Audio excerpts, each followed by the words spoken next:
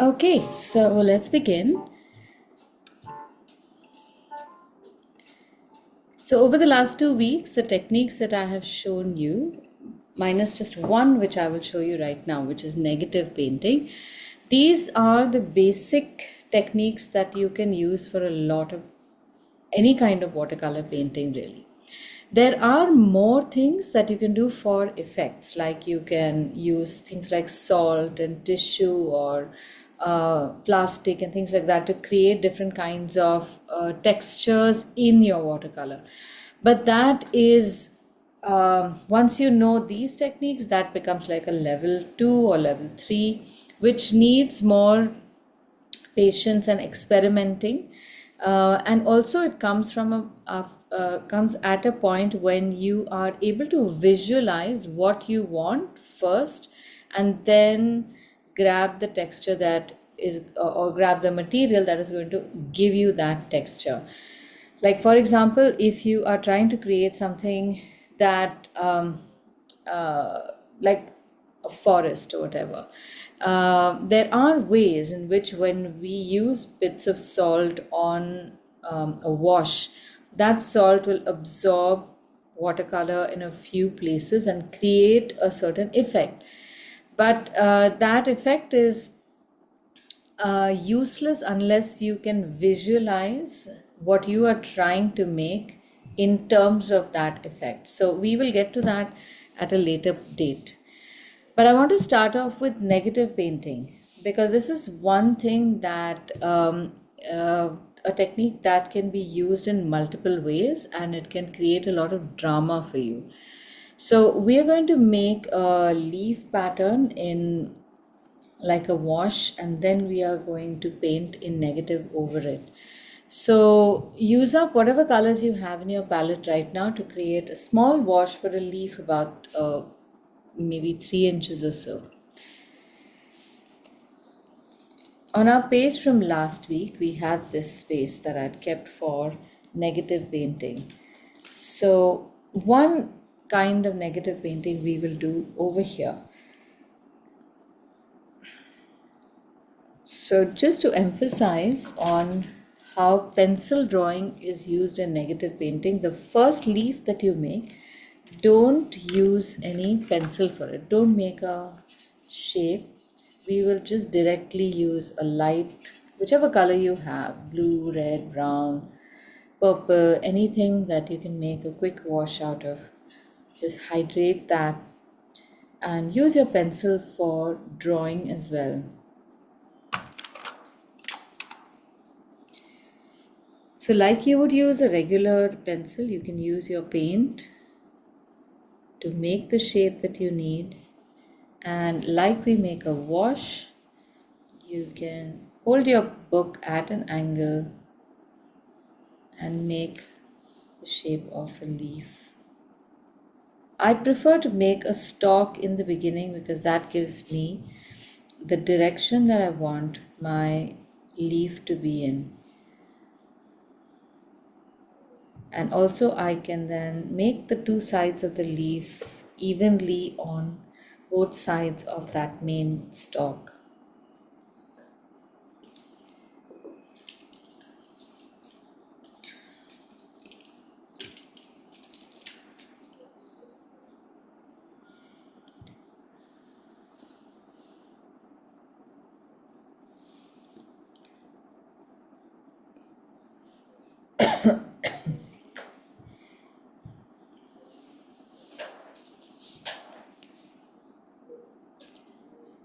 Now we have to let this dry a little bit. So while this is drying, I would like to demonstrate how we can make this leaf in 2-3 different ways, in which we can use some of the earlier techniques also. We can drop, we can drag, we can do color blending. We can do color blending in negative painting also, and also glazing.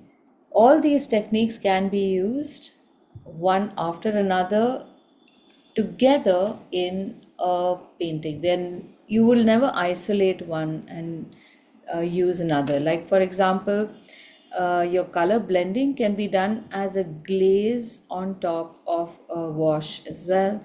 You can do a drag as a glaze on top.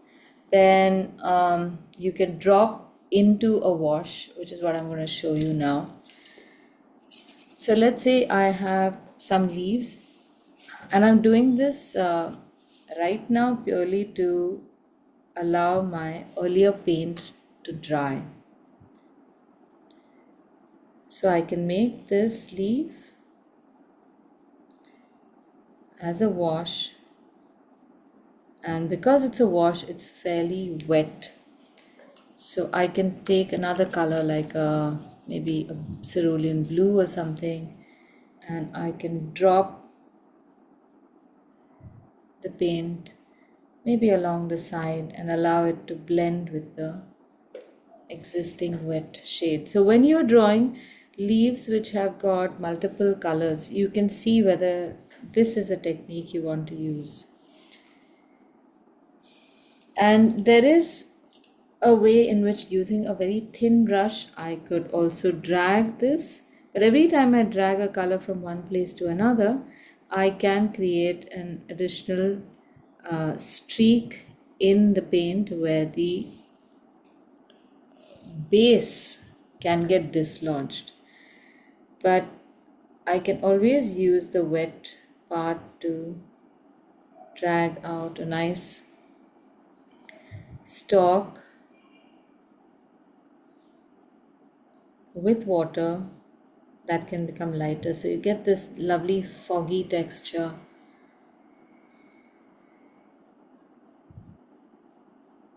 This is nothing but dragging out color with from one area to another with water.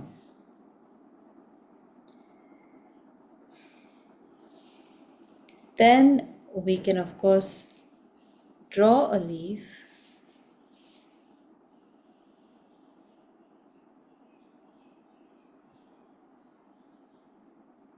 and use blending in that. So if we want to create a more controlled color tone, you can use the blending technique again. So in this case, I'm going to, since I have drawn the leaf, I'm going to now paint from one side. And since it's a wash, I can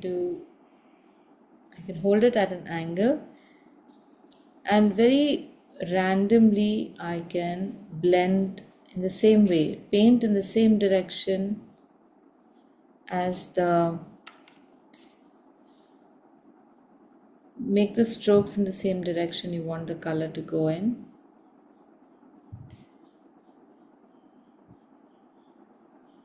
Now this was dropping it at the same time, so while I blended on the right, here I dropped color, and I could use a vein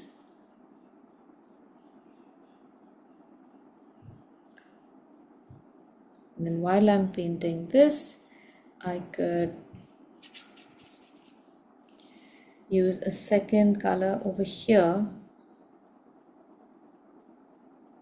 where I'm making perpendicular strokes on the edge,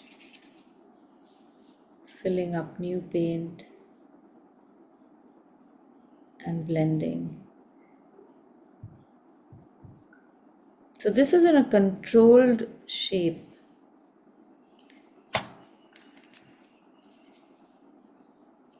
It's not like a wash where I want my colors to go all over the place. So the consistency is slightly thicker than a wash, but not so thick that the color will not flow.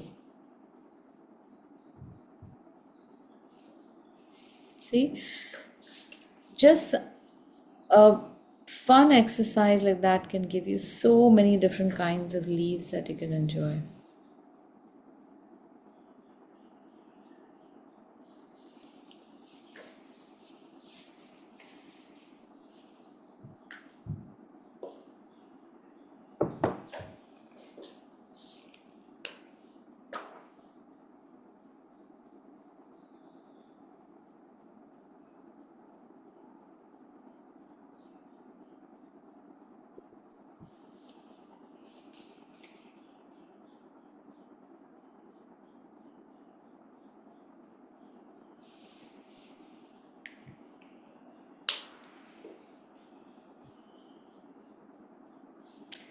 Okay, now I might as well show you how to correct.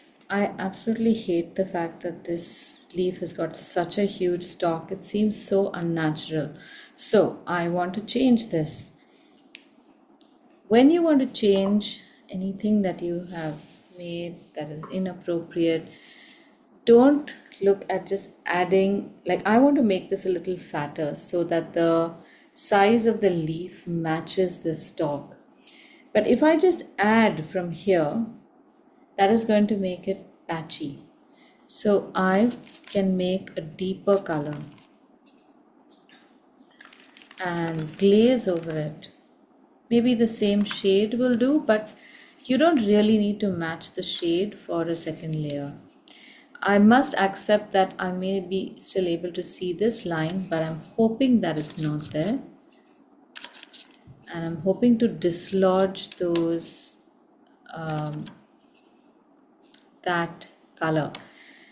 If it is light enough, I could just make a second side, new second side to the leaf as well, which is what I'll try first.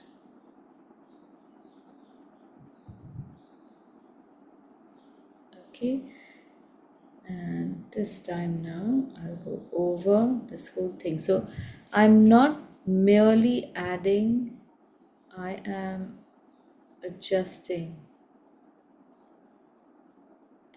and I'll deliberately leave some extra paint here, and don't mess with it so much, like don't try to actively blend it, but you can drop in a darker color or paint with a deeper color so that it obscures the original shape to some extent. And then you can use the same color to equalize on both sides as a glaze. So here we have the second color used as a glaze to modify the earlier shape. It's slightly better, though I'm not fully happy with it.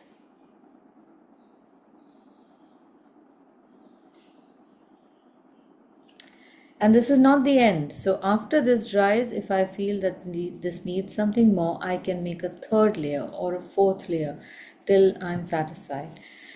But a situation like that will arise only if you are looking at one item in isolation. If this leaf were part of a gang of leaves, it won't matter that the stalk looks a little odd in most places. So don't think of correction before you finish the larger picture. All right, now my original leaf has dried. And at this point now, after your first layer, you can make the design that you want in this leaf. So while of course we can make the conventional design just to highlight the potentials of the glaze, I'm going to of course make a main stalk very lightly, and then we can make a very imaginative design for our veins. And when you're making designs like that, I generally recommend to not stick to a design that is too symmetrical. Make some changes in the symmetry.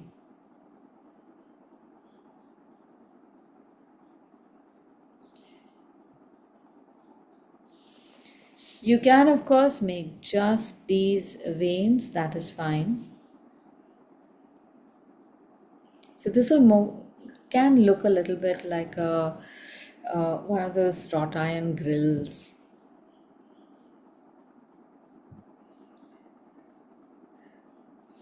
Now in this case, what we have to do is we have to paint in such a way that the place where we have drawn the line remains blank. That is what we have to do. So we have to paint around the pencil line. Using a small brush, take whatever color you want. It doesn't again have to be green, it can be any shade that you have. use up the colors that you have in your palette right now, so that for the next one your palette will be naturally clean. Now here's what it looks like if we are going to paint from either side of the line. Just leave a little gap around the pencil line. And in the beginning, if this is new to you, leave a slightly larger gap. It's okay if the design looks a little fatter, but at least it'll be visible. So this is negative painting, that you uh, occupy the space around a particular object to make that object look highlit.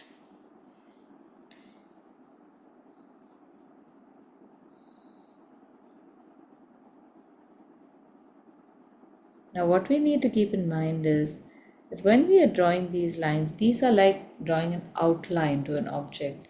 So when we make a second or a third part, you have to keep an eye on where the line comes to. Like this one line comes over here and then it turns. So when I skip over the design line which I have to avoid, I have to start it from the same point, not somewhere over here. So the outline must also exhibit this continuity of line.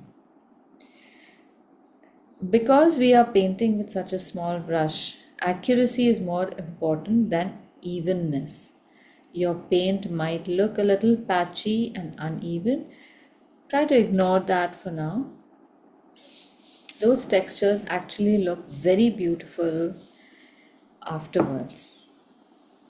Don't go back to correct them and make them even, because then that will make it more patchy. Now, while we can do it this way, where we paint from both sides of a line, I usually use a different technique. So effectively what I do is, if I have, let's say, a shape like this, and I have to paint around these lines, I can paint in this section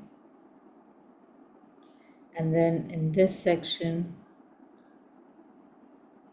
so that I get my vacant spot in the middle. But here's another way you can do it. You can draw away from one side and go and touch the line on the other side. And the effect is exactly the same, but our design just shifts like a little millimeter on one side. So I will make, while this was the original line, I avoided it from one side and went and touched its contemporary on the other side. Let me show you how this will look. This works very well because you don't have to then bother about making a very clean line from both sides. You have to bother about it only from one side. Oops. Sorry. Got some color in my nail.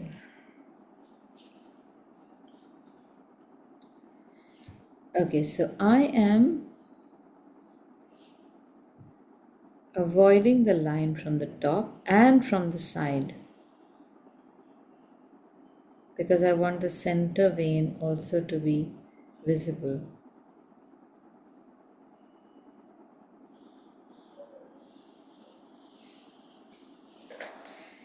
And here I'm going to touch one side of the line, which is this, the inside.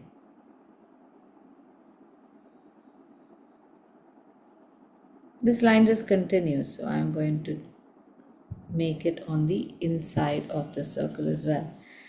But then I will draw a line around this.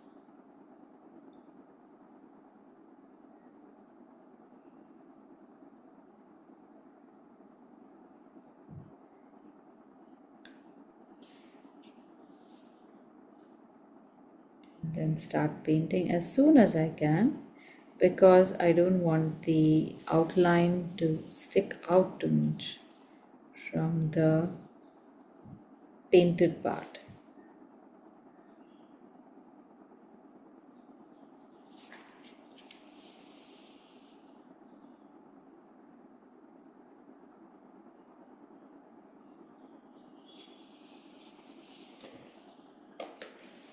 You do need to concentrate for this, and this is one of those really refined detailing techniques. It is not used as frequently as you think, and we create similar effects without going into this kind of detailed illustration. So this is just for you to know and have fun with whenever you get time to build your painting strength. But in all probability, this will be used very differently when you are painting.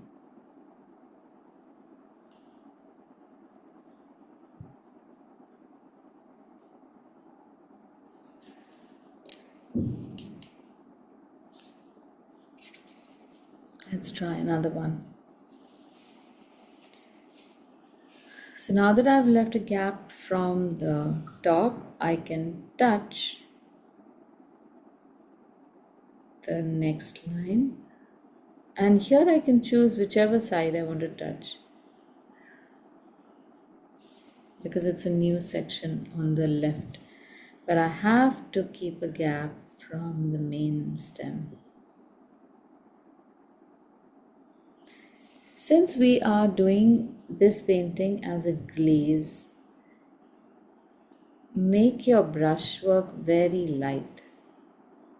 Most of the painting that I do on a glaze is done literally with capillary action. Just one part of my brush is in contact with the paint, barely even the paper, so that the existing paint pulls the new paint and I can give it direction. That's how light it needs to be.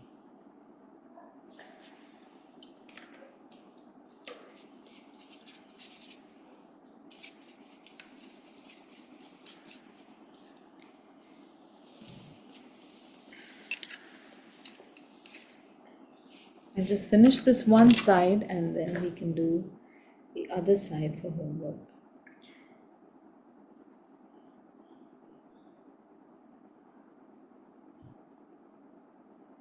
Now, if you are not sure of what you should be painting, what you should be avoiding, just go ahead and make a second line, pencil line, before you paint, so that you don't have to regret later.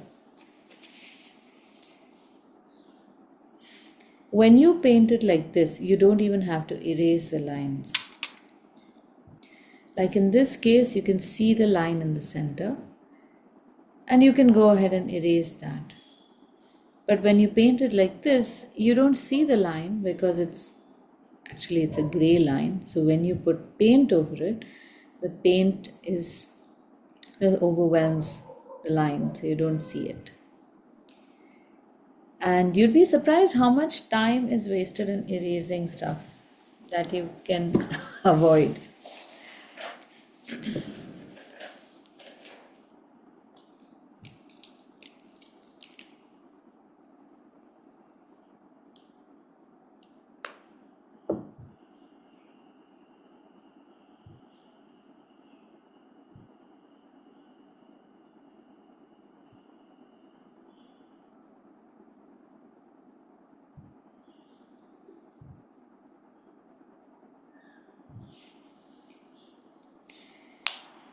Okay, how's everyone doing? All right, you guys need a minute?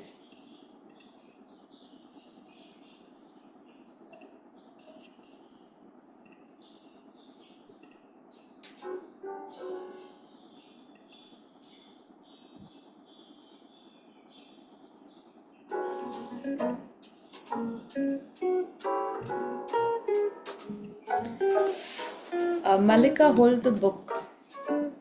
Yeah, hold the book. Your hand will become lighter.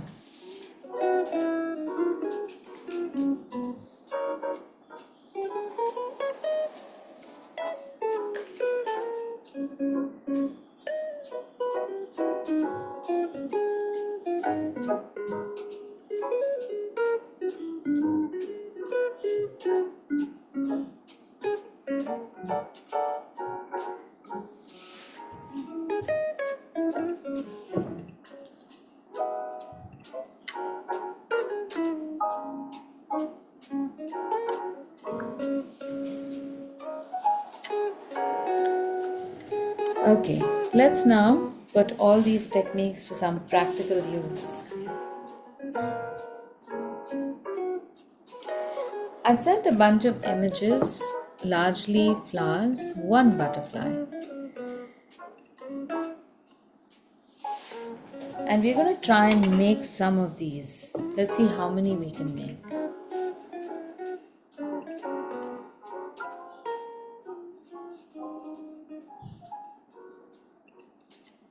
Alright. So this flower, we see it as a bougainvillea, and we will look at its petals and everything and start looking at the structure. And some of us will start stressing over how am I going to make this structure. This is so tough, I can't barely see the petals, and we'll find ourselves in a stressful position for no reason. What I want you to notice is only the outer shape of the colors, not even the petals individually. So if I were to do this exercise of painting over some of these sections, how would it look? Maybe take a larger brush and just outline these shapes, right?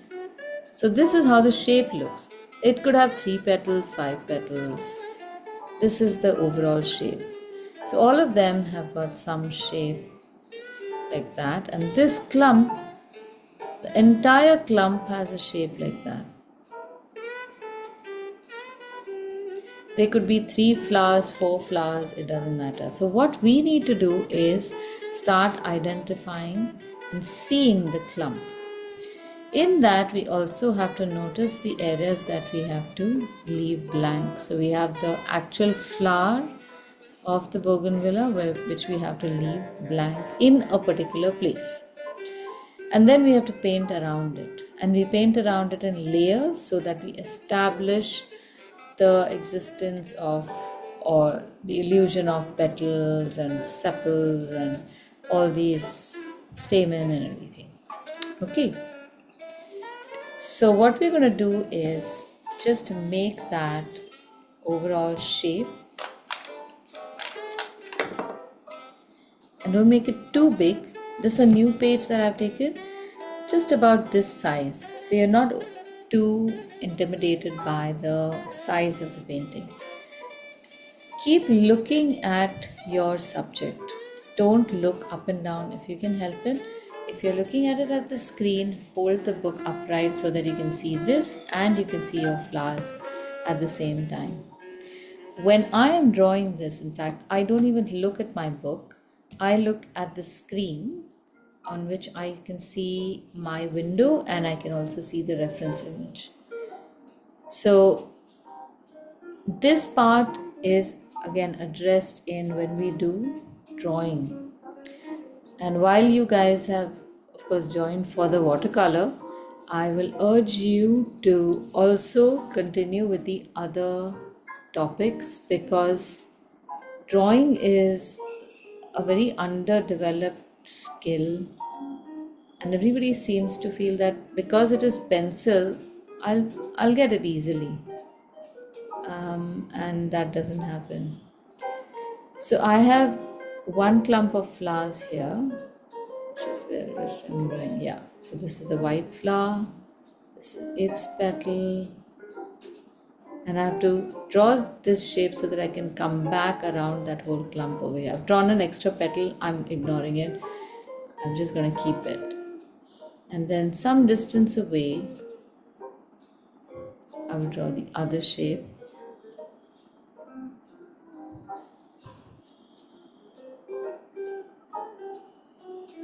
And in between this there is a leaf, so I have to accommodate that leaf, and the leaf shape is like this.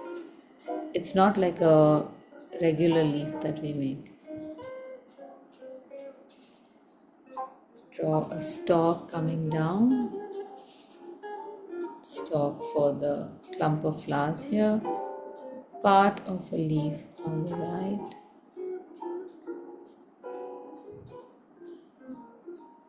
and I think there is another bunch of flowers at the bottom that make a shape almost like a skewed diamond with one flower over here.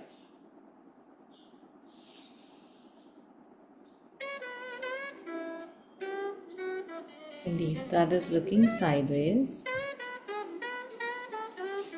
and now see this stalk, you need to visualize its continuity. From here it can come here, or if it is coming a little to the side, draw a line in the air and then make that.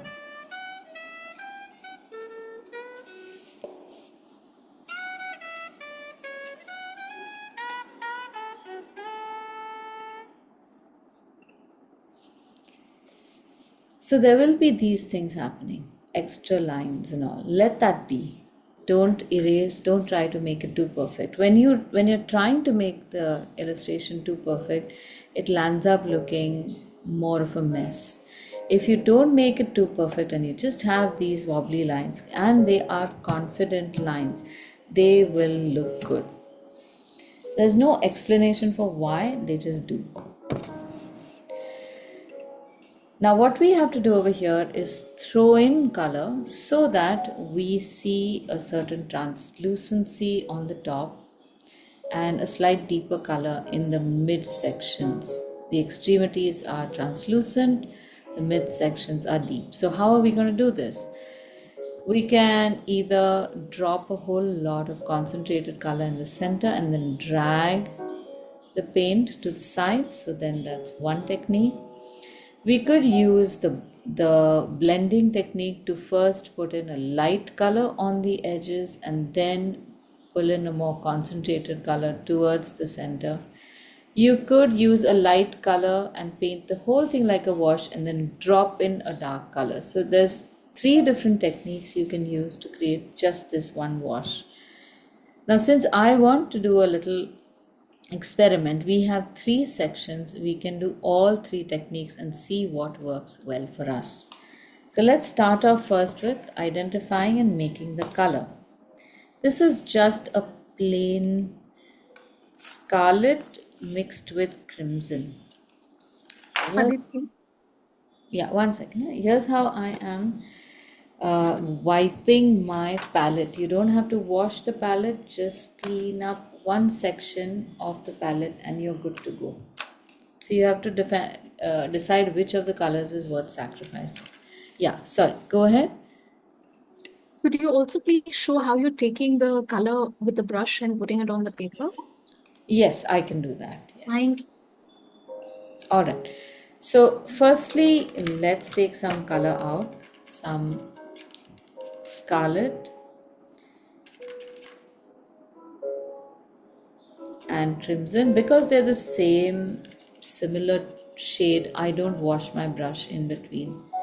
And I keep the colors next to each other first. Somewhere in the middle or in a third section, I will start making the shade that I want so that I can always pull from one side or the other side. And I don't have one large puddle. And these colors sometimes I can mix on the paper as well. Now if I want this to be a wash, I will make that in another section so I don't mess with this color. Suppose I need a concentrated color, I can then, after this wash is done, I can pick from here, or then I can add some more over here and then here. The movement of our painting is very organic. It just goes with the flow, literally. Alright, so here's my paint. My water container is very close by also, because as I run out of water from here and medium, I keep hydrating my brush before I pick the paint. Now I'm going to press the brush down a little bit and pull the color towards the center of this section. It is wet enough that I can wait. I can let the color wait on one side and pull it from the other. All the time I am focusing on getting the shape right. This is the wash. I don't need extra water here, otherwise I will inundate this section. And I want this to be just a little wet, damp, not so wet that the moment I put the new color in, this entire section is going to just become one deep shade. So I'm holding my book slightly at an angle. Take a little bit of water but much more concentrated paint. Here I think the paint might be a little too wet. So I'm going to take some extra paint from the cake itself. And I'm going to drop it in a few places. So if I were to give you a math about this, I'd say drop the paint in about a third of the section that you need the color in, because the rest of it should flow on its own. And we are going to do a couple of layers beyond this, so we don't want to finish our painting at this point. Alright, so this one is a wash and drop.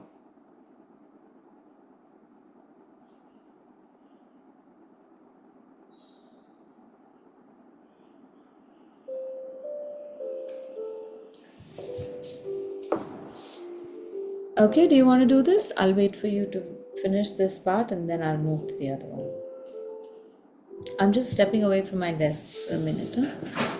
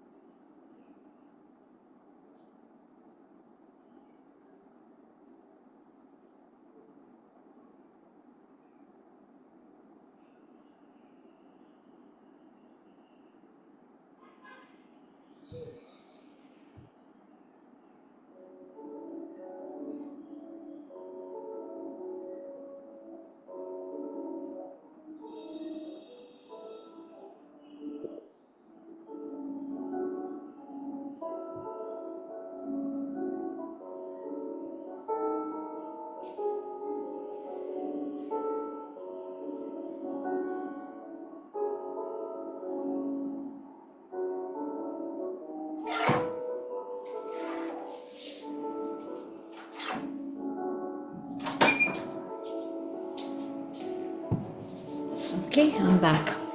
So amongst all of us, everybody is going to have a different effect. For some people, this might have spread a lot. For some people, it's not spreading at all. And other people are going to be in that range. Whatever is happening, don't correct it, just observe. Because the variables are going to be the same. Either you have too much medium in the first layer or too little. Either your color is too light or too dark. Too much water, less pigment. Too much pigment, less water. Brush size, whether you use a large brush, small brush, those variables will not change. It's just, so when you ask the question, you have to just say, okay, this is my observation, this was the size of the brush, this was the consistency, and so on and so forth. And from there, you will probably have a solution, or you will have an alternate way that you can do it to get a different effect. Now for the next one, let us try blending. So in this case, the blending is going to be from a light to a deeper shade. So we are going to jump from these wash-like consistencies to a slightly medium consistency, and then probably to another wash consistency throughout. Now, I prefer to go from a wash to a denser consistency rather than from dense to a wash consistency, because the second one often causes clouds. So instead of that, I would just drag the color outside but not put a wash consistency there. Alright, so let's begin. Avoid that flower. If you can make some kind of border that is not smooth around the flower, that's great. Start adding the denser color as we come lower.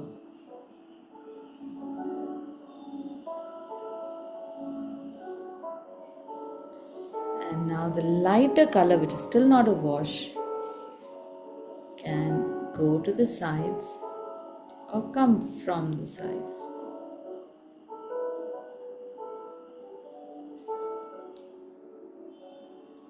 Now remember, we are aiming to stain here.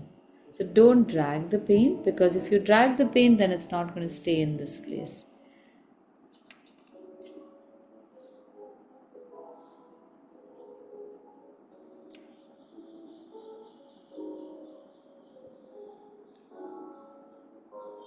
Now say we want to have a lighter consistency somewhere in the middle over here. Remove excess paint and just drag the paint that you already have, and you'll get a lighter consistency. In this case, you can also press the brush down.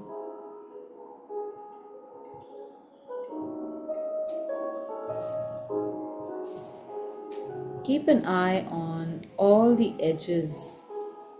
Don't let them dry too soon.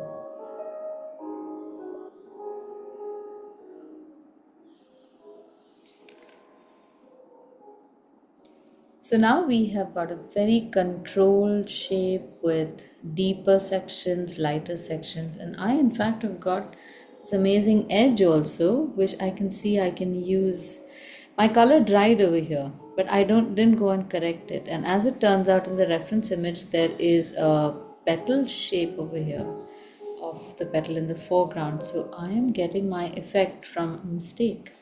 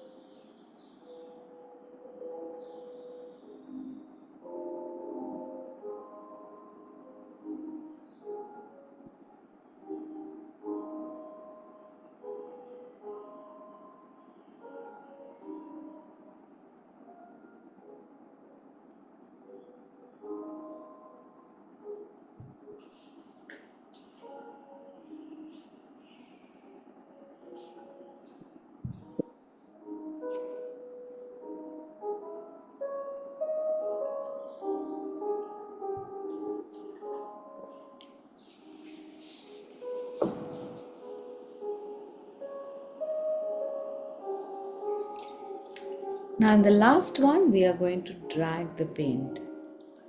So make adequate medium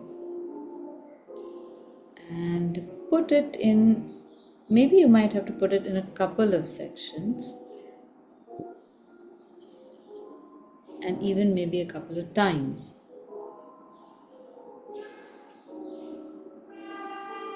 So I'm making a fairly large puddle in the center, and I'll use another brush, a medium-sized brush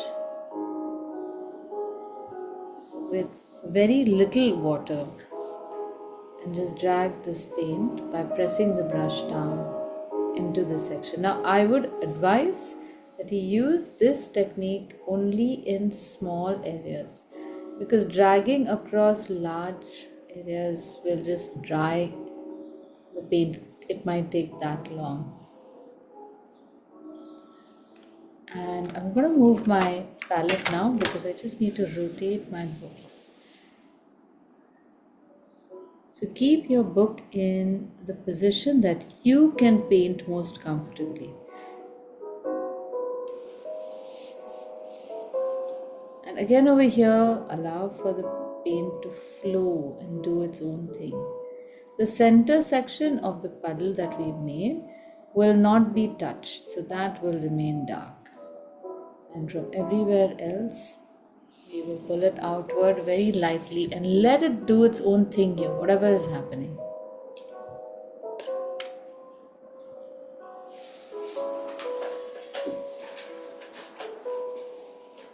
So at this stage, everything looks rather messy, like a big puddle.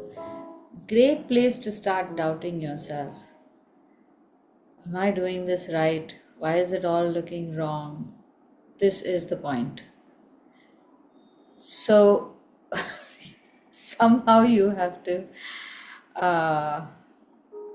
find the strength. One way to check if you are in the right direction is to see your picture and the reference image with slightly squinted eyes. So you blur the focus of your eyes.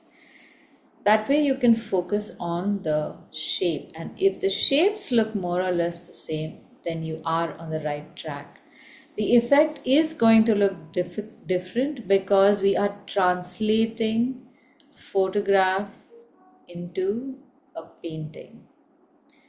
We are only going to be able to create a simile of what we are seeing, and we are lucky in that our brains are equipped to translate information with very little data and accurately tell you what it is you're looking at to a great extent. And because that happens, most people suffer from something called pareidolia. Have you heard of this? So pareidolia, it's spelled Paradolia, is a phenomenon when, if I were to draw a particular shape, you will see it as a face. So the classic sample is I'm drawing these two dots and a line, and to us this looks like a face. These are objectively just two dots and a line, and I can do all sorts of things to it and it will still look like a face. If I draw a weird curve,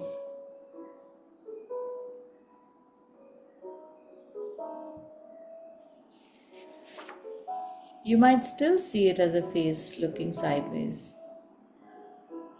I could have a bunch of other lines. They're just lines, but this could be a middle-aged lady staring into the wind. How do we have so much information from 4 lines? Yeah, this is just how our brains are wired.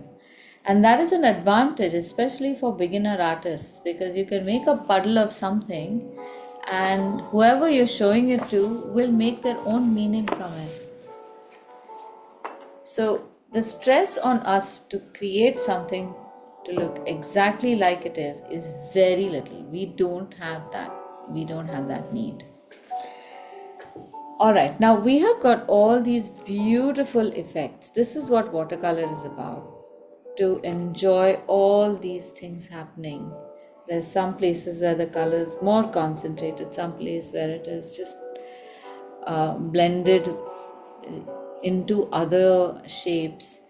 And at this stage, you don't even have to remember what technique we use. And frankly, nobody cares. It's just for us. Now, what we need to do beyond this is now make a glaze of the petals which are in the foreground, so which are closer to us. And we will observe the reference image one more time.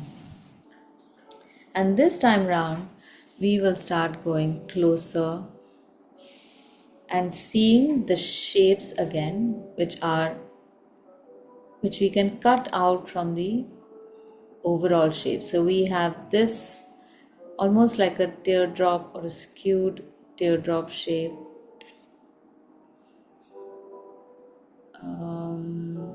Am I visible? Am I audible? I am, right? Because everyone's videos are off now, so I'm wondering what happened. Okay, so I have a shape on the top left like No, this, and one over here like an inverted heart shape or a teardrop with a little slit, and maybe a leaf shape on the left. So these look like they are a deeper tone, and we've not even drawn these little three things which are buds, I think.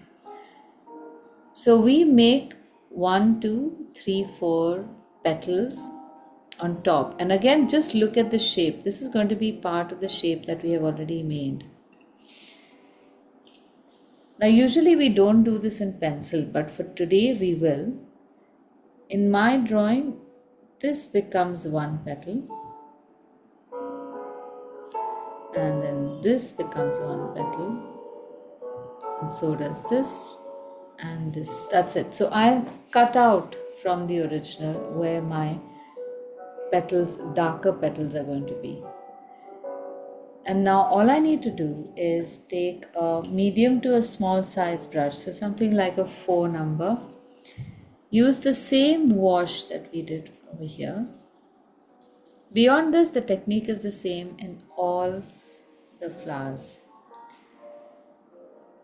And I will now make these three slightly darker. And I'll pull this lower because I want to continue to reinforce that dark base. This is glazing. Little darker value, right? No, it's the exact same. Okay. Because that will help to control your the values. And you can do something like that. You don't have to paint the whole part, just a few sections over there also, which will give you more depth and definition. Aditi, my first wash was very dark. So, my first petal is dark. Okay, can I just see? Okay. All right, so in that case, because it's very dark, add a little bit of burnt umber. Okay. And you can continue to make the same use the same consistency of paint Okay. with a little bit of burnt umber, or Ashwini, you can do another thing. When you have made this second layer, as you come down, blend the burnt umber towards the bottom. You don't need Okay. the entire petal to look slightly burnt. Okay. Okay.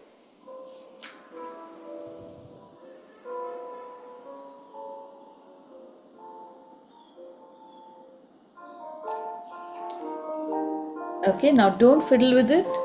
If you feel that there are some streaks and all that have come, that's probably because the pressure on your brush was high, and that some places the color underneath dislodged and then mixed with the color on top, and now they're sitting one on top of the other very awkwardly. That's why you get the streaks. But let it be. Don't fiddle with it too much. And now everywhere else we can do the same. In this case now we have a stalk to this flower, so you can make that. Then you can make the petal which is almost upright. Just go for the shape. You just paint or draw what you see, not what you think it should be.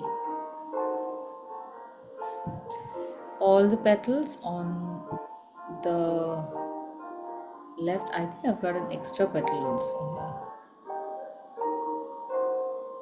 Because flowers are often seen in clumps, even if you make some extra stuff, I mean, it really doesn't matter. In right in the central corner, there is one flower which is looking straight at us. So the petals are all flattened oval like shapes.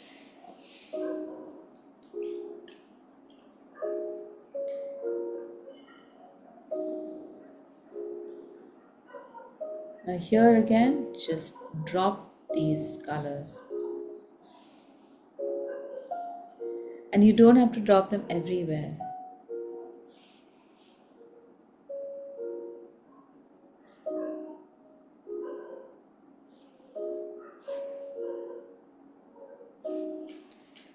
In some places, your colors are going to blend. Now, here, in fact, towards the back, the deeper shade is behind one petal, not the petal in the foreground. So I've dropped color on the edge and I am dragging this outward but very lightly so that I don't dislodge the earlier color too much. There is going to be some dislodging, but not entirely. So not all colors are bright in the foreground. Not all petals have deeper shades in the foreground. You have to pay attention.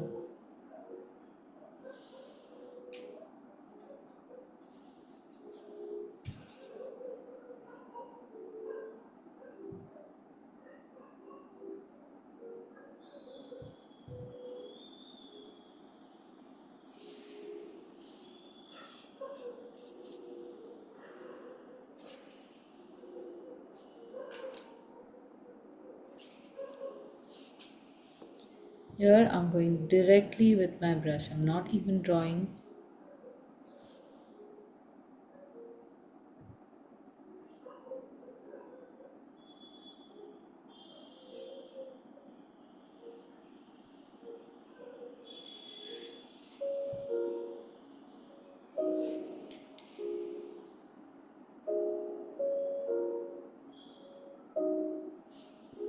And the same shape you can at the same time simultaneously use to make the details.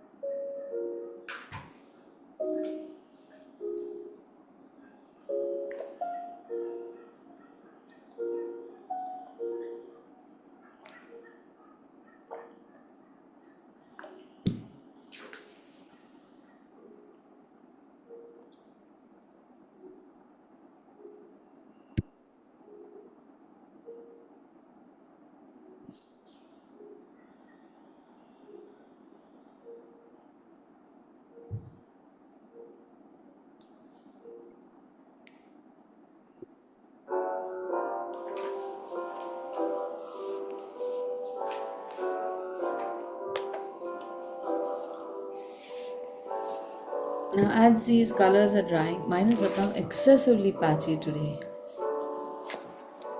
So I'm going to go over this again. So whether or not it's looking good, I'll leave to decide only after it dries. Till then, I'm not bothered.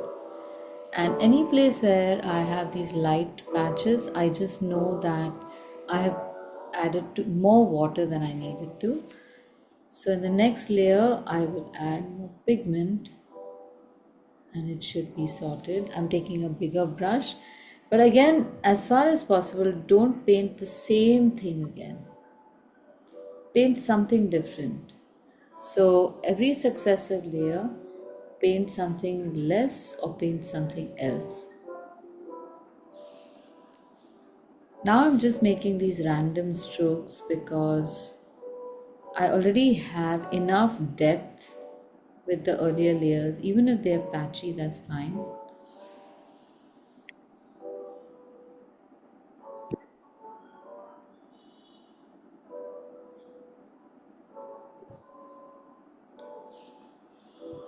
And I'm going to let this dry also. Now look at how dramatic it looks right now. The What moment do you need, Annie? it will change. And at this point, I can easily take a deeper shade. So I'll add a little burnt umber to my crimson and a little bit of cobalt blue as well. Oh, I put too much red in it. So I get this deeper red shade. You can control how much blue and how much burnt umber you put in your color. You just need to change the color from this to a deeper shade. But if you put too much blue, this will start looking purple. If you put too much brown, it will start looking too rusty. So control that and you can start making the rest of the details. And the best bit is when you're making the rest of the details, in some places the color is going to run and it's going to create the effect of a drop, which can sometimes look really cool.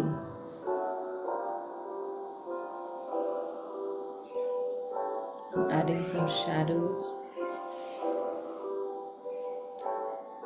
and also some veins. So I'm going to add this vein here.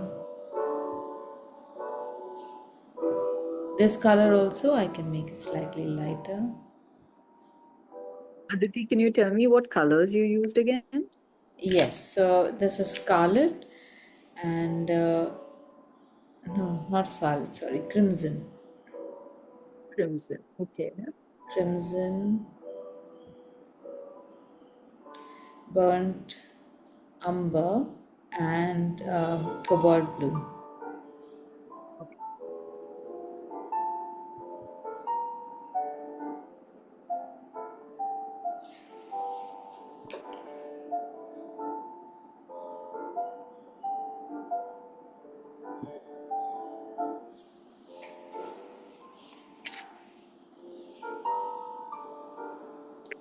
Yeah, today has not been a good day for me.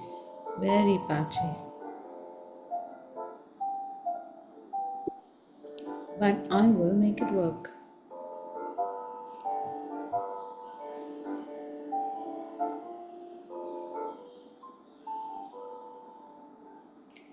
Many times I have abandoned pictures like that, thinking this is just not going to work and beating myself up about what I did wrong. And it's just, I guess, natural.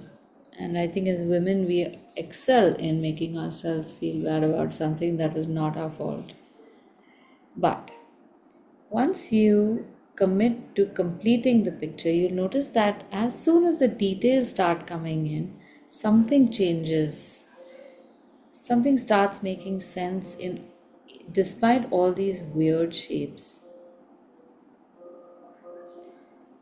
We can put a little bit of yellow in the flowers. So just a little yellow in the center. Now this changes how the flower looks. Take a little green. This green is a sap green mixed with a little bit of gamboge.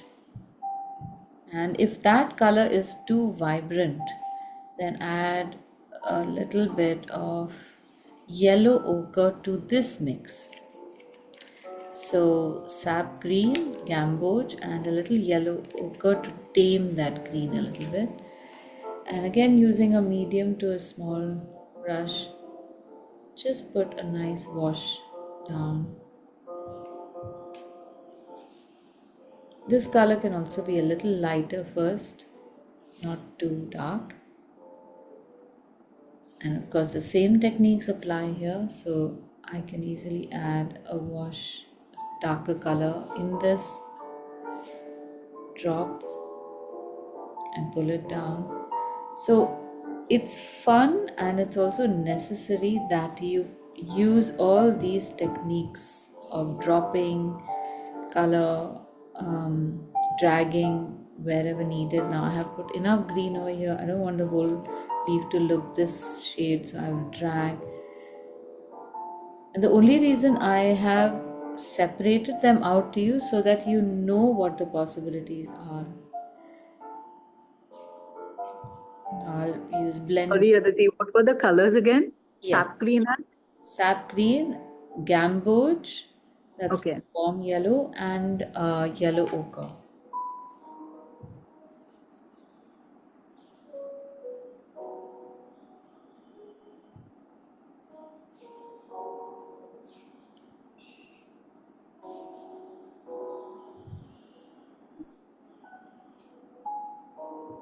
So I would give my flowers like a 2 on 10 in this one, but the whole painting I'm quite liking it because of the leaves.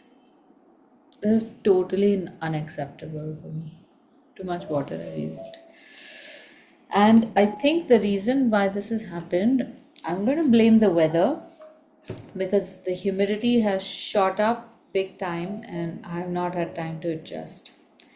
So that means I'm going to have to make this painting again just to redeem myself.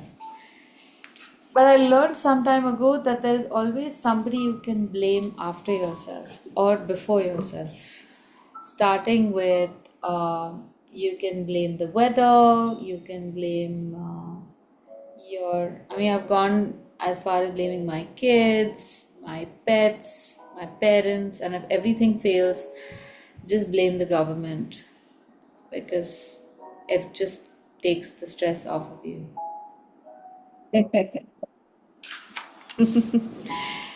Okay, so now the other flowers that I've shed, of the other flowers that I've shed, the one that I want to do in the time that we have on a priority is the lily.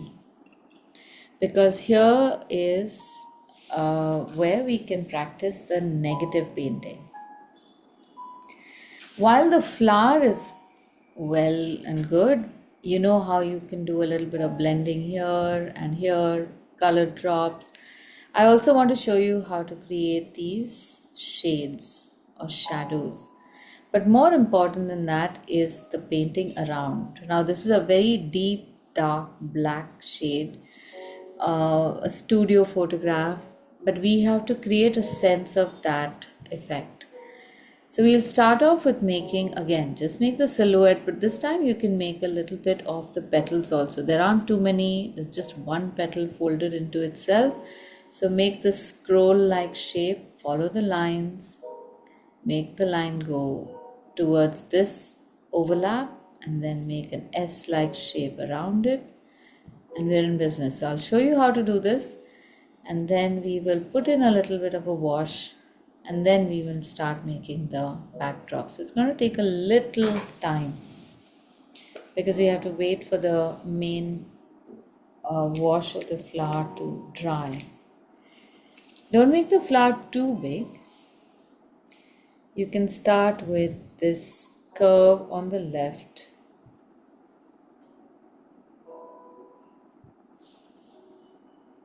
and then make the S shape. Anytime you're making the line, just look at the line and look at the direction it is taking. So ask yourself, is the line going south? Is it going west? Is it going now? It's going south, east, moving to east, and stop there. This line is going southeast, or time like a clock. And in terms of distance, just look at how far a particular line goes with respect to the other lines within that space. Then you have these weird things. These folds can really throw you off because they start from one point and then go into nothing.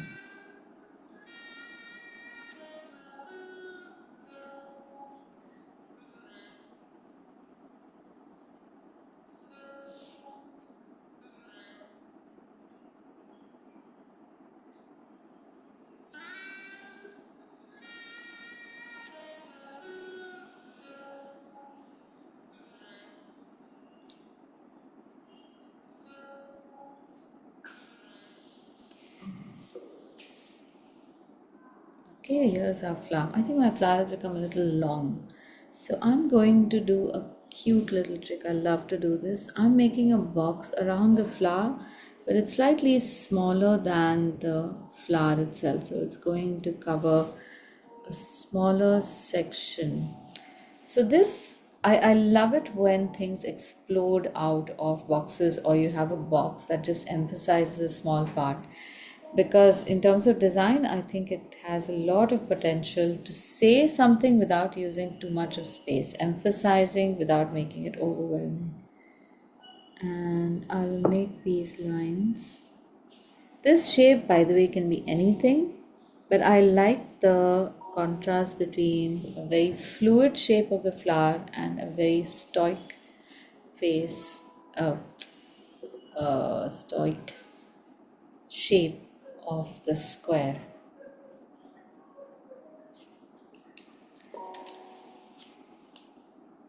For the flower now, all you need to do is, I think I have all those colors over here, just happen to have. There's a little bit of that yellow green shade that we just made for the leaves of the bougainvillea. There's a little brown and gray shape which I can use as the base of the flower because it's not entirely white, but I'll leave some white patches and then blend into this yellow and then into this green. So I'm going to start off with more water and less pigment in this space. The colors here are like leftover burnt umber, a little bit of blue, a little bit of yellow ochre, and somewhere in between that I'm making this very watery shade. I'm using a medium sized brush, so it's not a very big brush, although I could use a big brush over here as well. And here's what we will do. Leave this edge as a highlight, leave the other edge over there also as a highlight.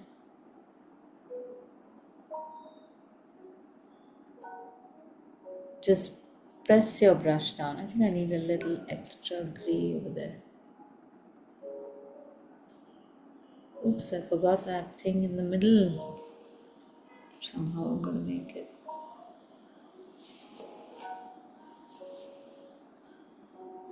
And carefully press the brush and come around the line like this. Using some water, you can blend the edge in. My excuse is it's the end of the day. So Aditi, did you Yes, yellow ochre? no problem. This is a little bit of burnt umber, cobalt blue, that gray, and it's just left over from here. So in case of cobalt, instead of cobalt blue, if you have ultramarine, that's also fine. It'll give you some kind of gray. Okay. Yeah, and then slowly start adding the green. And just keep an eye on where it is fully or very light. Don't add any color there. Let that section be a nice flat white.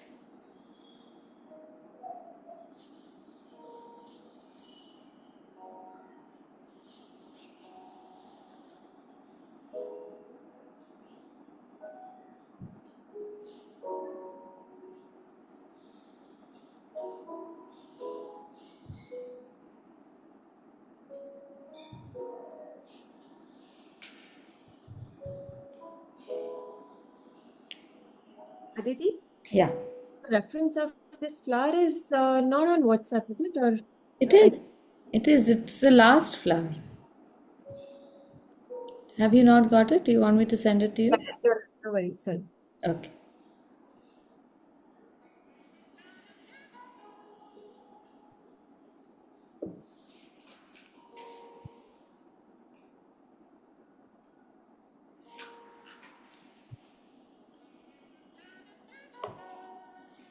So many times when you're painting this, you'll paint something here, something there while the paint is drying. You do some effects while the paint is wet, then some effects while after the paint is dried. So it's we don't like, no. let me not start you off on that. So it's a combination of knowing what to do when, where, uh, rather than just one layer after another. So while one side is drying, on the other side, I do need to add more color or more pigment or a different shade while the original one is wet. I should recognize that. Otherwise, it will be like paint by numbers. You just paint one, then you wait, then you paint the other one. It's not as static as that. Okay, now we have to paint the backdrop. So I want you to just wait and observe this. This is the perfect way to get you guys to stop fiddling with the flower now. And I'm making a deep shade as dark as I can using one blue, one brown and black, and I could add even something like a viridian green to the mix because I just want a whole combination of dark colored pigments. They can be anything, even a crimson will do. When you put them all together, they just make a very intense, concentrated puddle of pigments. If we use a plain or a singular black, it does not have the kind of depth you need for that deep that we want.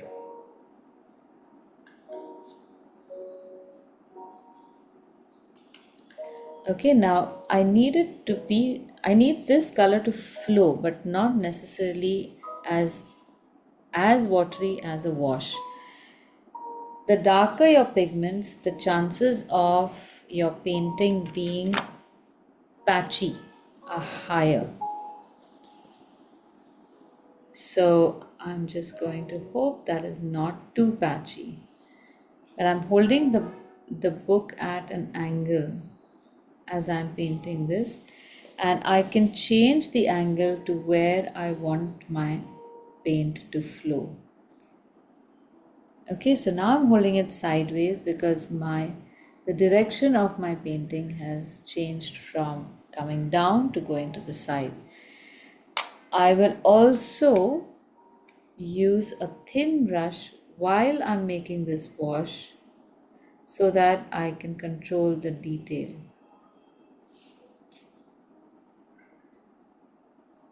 I use a fat brush for a larger area.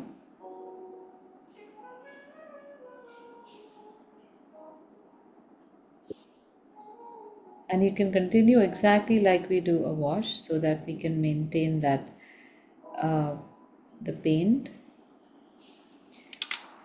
And before you run out of paint, take the thin brush so that paint also comes and joins this whole team here.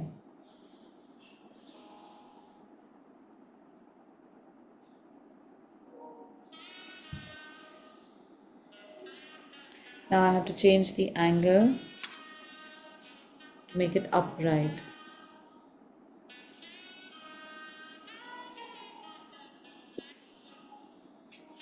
Load the brush before the brush goes dry.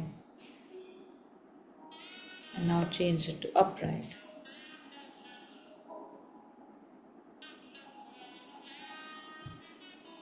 Now, if you are comfortable with making your outlines in the fat brush, go ahead and do that.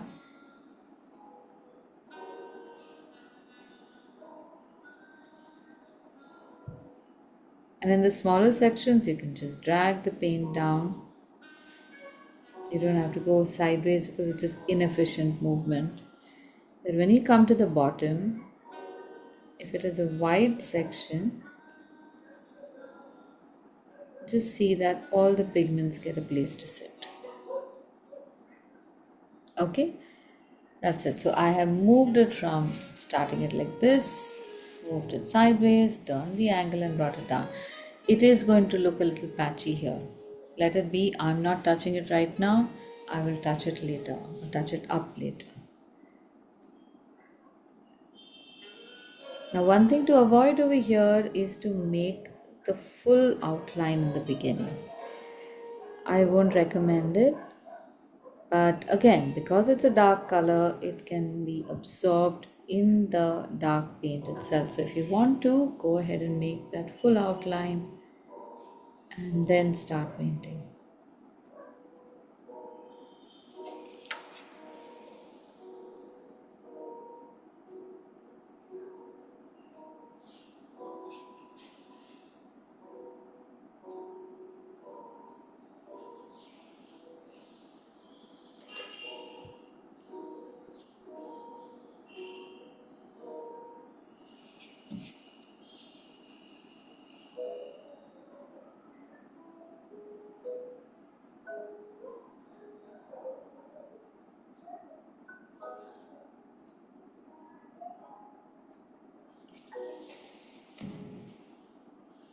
There.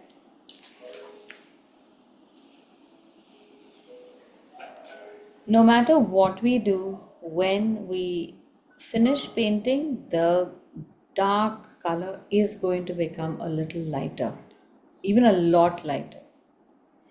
That is, after it has dried, you will know what its true nature is. And you can paint over it one more time. This time round, the second time round, you don't have to really worry about the edges so much because they have been covered very well. What you do need to be careful about is how much you press the brush down.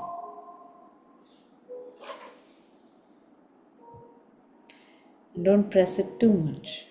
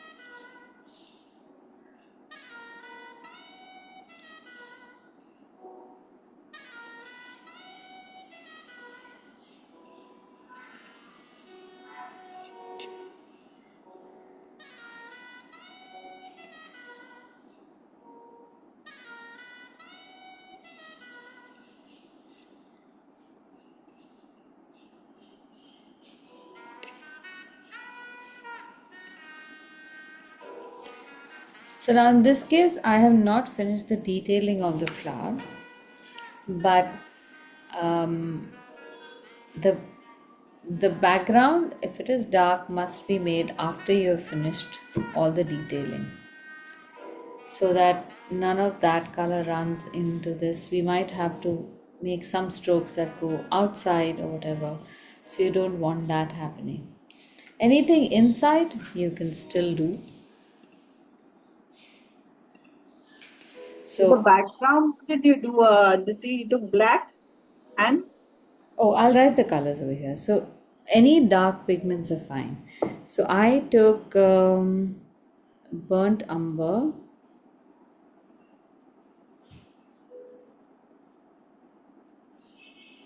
what is it? I think cobalt blue. Cobalt, or yeah, I think it was cobalt blue. Then viridian green also, because it's a very deep pigment. And black. So black covers everything, but black is not in itself, it's like a grayish color. Here we have multiple pigments, so the color becomes a lot deeper. But of course, when you're mixing it, just see that the color is not in leaning towards any one of those shades. It's not looking slightly greenish or brownish or whatever.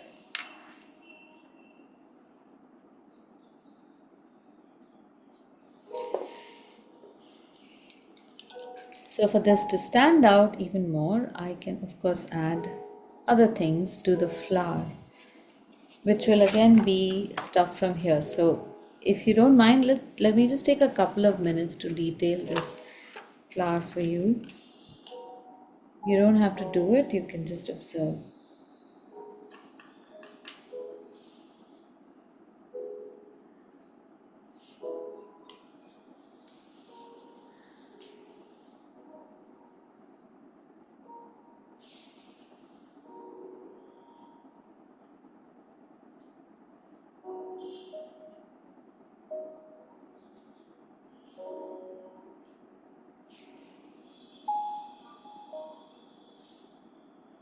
The one thing that you should do is adding enough contrast. Without contrast, nothing stands out. It's like when you see a blurred image on TV, it's very annoying. It's like you're not being told everything.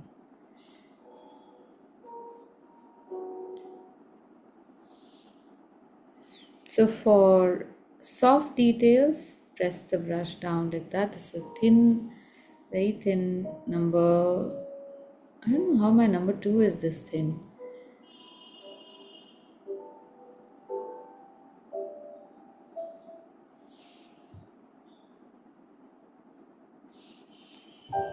And also over here.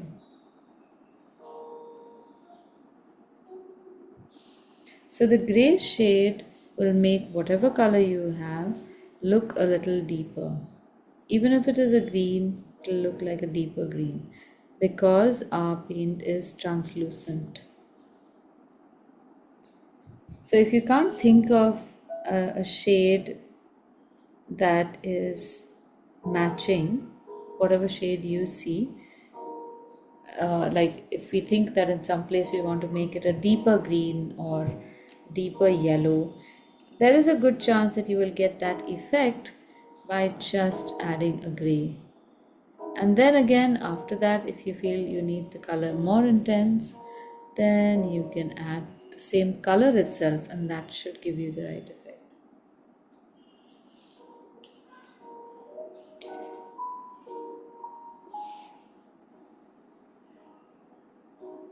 Aditi, for the details, can we use the same wash that we did for the background, but in a lighter? Yes, yes, you could do that. Just keep it in a separate section so you can test how light it is. But it's essentially a gray, so yes, you can use that.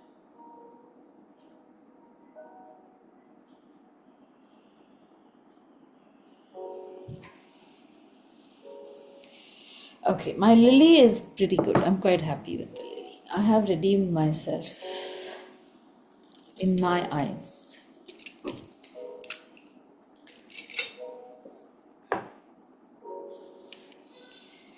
A lot of things, a lot of these factors do play on your ability to make a good painting. It's not, I'm not just blaming the weather for no reason.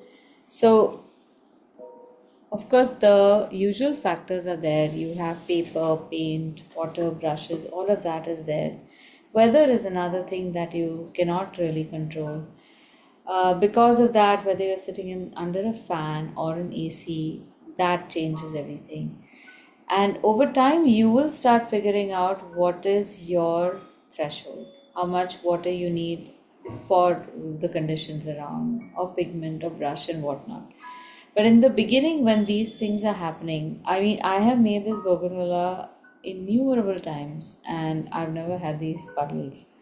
But these puddles are because I was overcompensating with water during summer and now I don't have to do it anymore. So the next painting I made, I automatically adjusted it.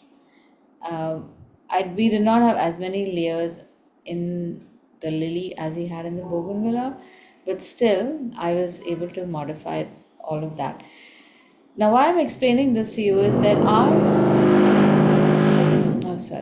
are certain things which are intangible, and I would like you to keep an eye on that. if you just say, okay, I cannot explain this, there must be something that I still don't know, look at the environmental factors, sooner or later you will start adjusting.